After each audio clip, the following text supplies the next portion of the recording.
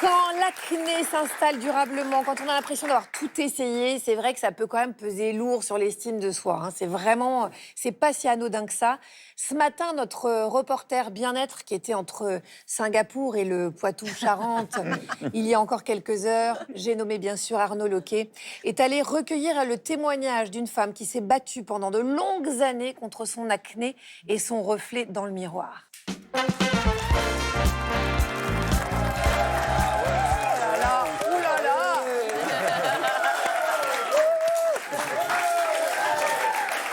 Je les ai payés. Hein. Ah ouais, c'est ça, vous leur parliez tout à l'heure. Exactement, Ah, c'est ça. C'était prévu. Vous avez reçu ma carte ou pas? Bien sûr, et le décalage horaire, ça. Ça va, mais ça pique. Hein. C'est pour ça que les boutons, ça va arriver, je suis Il est crevé. tout bronzé, cela dit. Alors, ça me fait tellement de bien de parler de l'acné, parce que moi, vous voyez, quand j'ai préparé l'émission, ça m'a rappelé un moment, ça m'a replongé dans un séjour au ski, où j'avais une target qui m'avait invité au ski avec elle. La Et neige d'autres potes. d'Arnaud. Ouais, mais non, mais ça faisait, je sais que ça vous manquait. Et 3 jours avant d'aller au ski, j'ai un volcan d'Auvergne qui s'est mis juste sous mon œil. Un cratère. Mais bien sûr, eh ben, j'ai skié tout seul. Ah Parce que- non. Non mais c'est vrai, c'est horrible. Non mais ça arrive toujours au mauvais moment. Alors là, je plaisante, mais c'est vrai qu'il y a des personnes, certaines personnes pour qui ça révèle un véritable problème, c'est que ça fait mal. C'est des problèmes de peau qui font souvent très mal parce que le bouton, quand il arrive, ça fait mal et c'est un combat quotidien. C'est-à-dire que vous avez des regards, Stan, vous le disiez tout à l'heure, dans la cour de récréation, tu deviens l'adolescent boutonneux, ça te colle au corps et souvent ça se prolonge sur la vie d'adulte. Et c'est ce qu'a vécu justement Mandy Nazé, qu'on est allé voir. Pendant 15 ans, elle a souffert d'acné sévère. Ça porte un nom, c'est la maladie de Verneuil. C'est une maladie qui est inflammatoire chronique de la peau. C'est hyper douloureux. Et aujourd'hui, grâce à des personnes comme elle, on peut partager ses expériences sur les réseaux sociaux. C'est ce qu'elle a fait. Et justement, je pense que ça va faire beaucoup de bien aux gens qui vont nous regarder, que de telles personnes nous partagent leurs ressentis.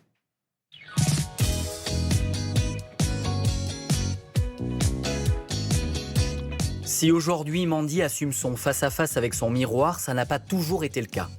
Est-ce que pour toi, ça a été dur un moment de te regarder dans le miroir? Ah oui, une bonne partie de ma vie. Clairement, aujourd'hui, ça va beaucoup mieux avec mon regard personnel, mais c'est parce que j'ai moins d'inflammation que fut un temps. Mais parfois, il y a encore des journées où c'est compliqué. Mais aujourd'hui, voilà, ça va quand même beaucoup mieux. Et tu ressens quoi quand tu penses à la Mandy d'avant en te regardant dans le miroir? J'ai un peu de peine pour elle, parfois. Je dirais que j'ai tellement souffert que ça a été très compliqué. J'ai de la bienveillance envers elle, je sais que j'ai été courageuse. Si Mandy a tant souffert devant le miroir, c'est qu'à l'âge de 15 ans, elle a développé une forme sévère d'acné, mais aussi la maladie de Verneuil. Une maladie inflammatoire de la peau qui provoque des nodules, des abcès et des lésions principalement dans les plis du corps. J'ai eu vraiment une acné conglobata, donc elle a été diagnostiquée rapidement par mon médecin traitant à l'époque, et ça n'a rien d'une acné conventionnelle. C'est tout de suite une forme sévère dans le sens où ça va être des nodules, des quilles sous la peau, des choses très inflammatoires, purulentes. Moi, j'ai été touchée au visage, tout le buste, tout le dos. On le voit ici, donc à 15 ans, c'était un peu compliqué pour moi de souffrir comme ça. Je pouvais même pas, je me rappelle, m'asseoir sur les chaises en classe au collège sans un peu sourciller parce que c'était compliqué, quoi. J'avais mal, je dormais pas bien, enfin, c'était très compliqué. Le pire, c'est ici, c'est quand en fait, j'ai été au maximum de l'inflammation. Donc là, je saurais dire si c'est un mélange d'acné et de Verneuil. Enfin, en tout cas, moi, chez moi, c'est la peau en feu. À cette période, je l'ai très, très mal vécu. Je suis même, pour tout vous dire, restée 4 mois enfermée. Donc je me suis dit, voilà, je vais me protéger du regard des autres. Après un véritable parcours du combattant entre consultation médicale, traitement dermatologique, Mandy finit par comprendre que le problème vient de l'intérieur et décide de se tourner vers la naturopathie. Moi, ce qui a été assez radical, c'est de mettre en place l'alimentation anti-inflammatoire. Étant donné que c'est des maladies chroniques inflammatoires, il y a une inflammation de bas grade qu'il faut essayer de réduire. Et du coup, ce qui est vraiment intéressant pour la peau, ça va être de manger des bonnes protéines, parce que la peau, elle est faite de protéines, il faut des briques. Donc on retire un peu tout ce qui est toxique, et là, ça va être tout ce qui est gluten à outrance, les produits laitiers, la charcuterie. Et on va plutôt rajouter des vitamines, des minéraux, plein d'antioxydants. Enfin voilà, il faut vraiment rajouter des fruits, des légumes dans son alimentation et manger le plus brut possible. La naturopathie ayant changé sa vie, Mandy décide d'en faire son métier pour aider à son tour les autres. Elle a même rédigé un livre, La vérité est sous votre peau, qui sortira très prochainement. La peau, c'est que le message d'un déséquilibre plus profond, interne. Donc c'est souvent en lien avec un problème digestif, hormonal, immunitaire. Et il faut vraiment aller creuser à l'intérieur. Et c'est pas uniquement avec des lotions et des crèmes qu'on va pouvoir venir à bout de ces problèmes de peau. Alors moi, si j'ai un conseil à donner aux personnes qui souffrent de problèmes de peau, c'est vraiment de comprendre qu'on n'est pas que notre peau. On est aussi une personnalité, on est une présence, enfin voilà, on a des choses à apporter aux autres. Et ça, il faut vraiment le comprendre et aussi s'affranchir du regard des autres, de son propre regard à soi. Il y a vraiment des leviers à lever, tout simplement, trouver quelles sont les solutions pour soi. Il y a quelque chose, on ne reste pas à souffrir comme ça.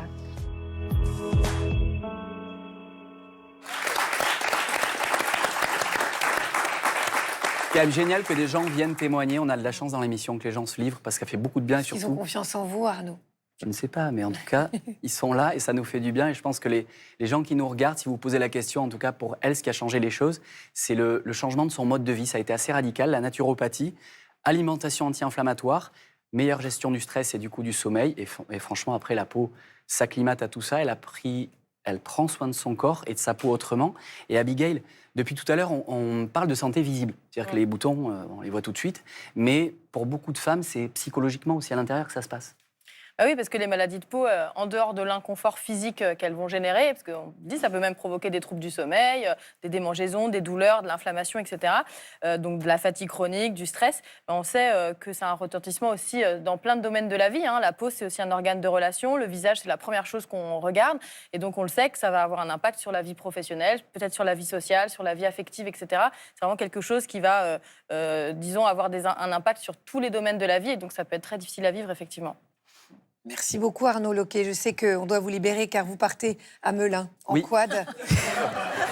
En quad débridé, Voilà. parce qu'il faut que j'enchaîne avec Et ça. pas le casque. Je vais essayer. Enchaînez. J'espère revenir. Hein. Vous allez nous manquer. Stan, on continue avec vous. On va faire le tri dans les fausses bonnes idées pour la peau. Vous avez enquêté sur les routines qu'on voit partout sur les réseaux. Et c'est horrible parce que je sais que Sarah... Peut-être pas Abigail, parce qu'elle est plus intelligente que nous.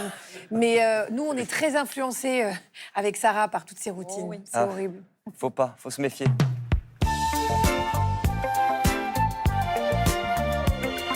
Donc oui, avant, je le disais, quand on avait un bouton, on se mettait du Biactol et puis surtout, on priait pour pas croiser son crush dans les couloirs du collège. Aujourd'hui, quand on ouvre les réseaux sociaux, on a l'impression qu'il faut un master en biochimie pour avoir une peau de bébé. Abigail, je vais donc faire le trait avec vous. Je vais vous proposer des tendances. À chaque fois, vous me dites si ça marche ou si ça marche pas. Exactement, c'est produit. Première tendance, ça s'appelle le dermaplaning. Traduction, le rasage du visage. On prend une petite lame et on récure le duvet, les peaux mortes et une partie de sa dignité quand on dérape sur le menton. Ça arrive. En gros, on ponce son visage comme une table et on nous promet une peau parfaite. Je sais pas, je vais mettre comme ça. Ouais, ça marche bof. Il faut vraiment avoir une peau déjà très apaisée, très calme, pas irritée. Ça reste une lame sur le visage. Donc, il faut vraiment faire attention. On s'en doute bien, s'il y a coupure, ça peut vouloir dire saignement, infection, inflammation. Donc, je sais pas si je le recommanderais. Très sincèrement, je dirais plutôt ça quand même. Ouais, ça me paraît. Mais c'est assez instinctif. Je pense qu'il n'y a pas besoin d'être médecin pour ne pas avoir envie de se raser le visage. Okay. Sarah s'est rasée hier. La moustache. C'est tout. Trop de détails.